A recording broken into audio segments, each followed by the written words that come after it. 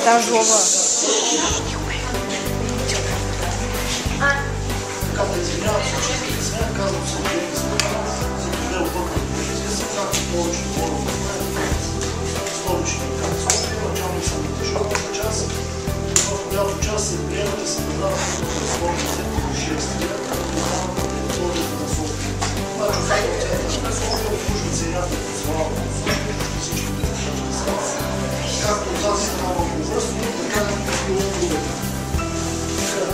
За да се че искате да ви кажа статистиката, това за последните 30 години с виднени деца до 18 години. Значи 2009 година имаме 5 загинали деца, по-добро дете е загинали като пешеходец, 2 деца са загинали като водач на вероятно на мотопедик категория, макар че имаше едно дете, което се беше качило и на доста мощен мотор. Ще ви разкажа по-късно и 2 деца са загинали като пътници в автомобили. В 2010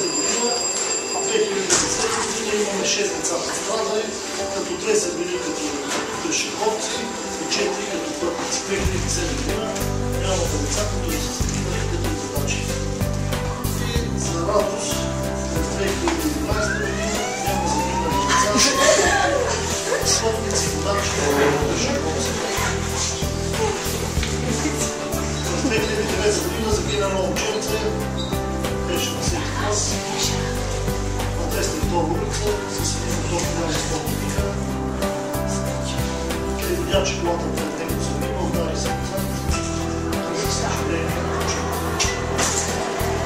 Това се учи.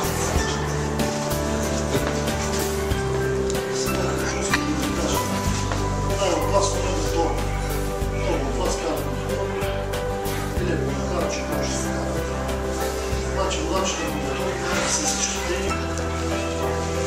Най-добрите информация да бъде напусна. Доста изписване, че трафик не се надява. Значи не знам колко много автотранспортни происшествия се станава. Как бихте оценили проекта, по който работите? Не съм запознат с него, но мога да бъде посока за намаляване на пътно-транспортни происшествия. Оценявам да Не го спирай. тъй като ние сами не можем да се борим с него, без обществото, без държавните и още малко. Престъпните и нарушителите. Също не правите нарушителите. Може да не могат да няма да знаете как викат на пешеходци, които сечат Цариградско шосе? Знаете ли? На вестите пише и викат престъпник. Защото като мина в колата става всичко на престъпник. Да. Има случаи, в които водачите на Цариградското превоз на пешеходец, когато на Цариградското на пешеходната пътека горе, която е срещу Пежо, околовръстното, и случаи, че блъснаха с газите на Филичи и тогава водача се отказва.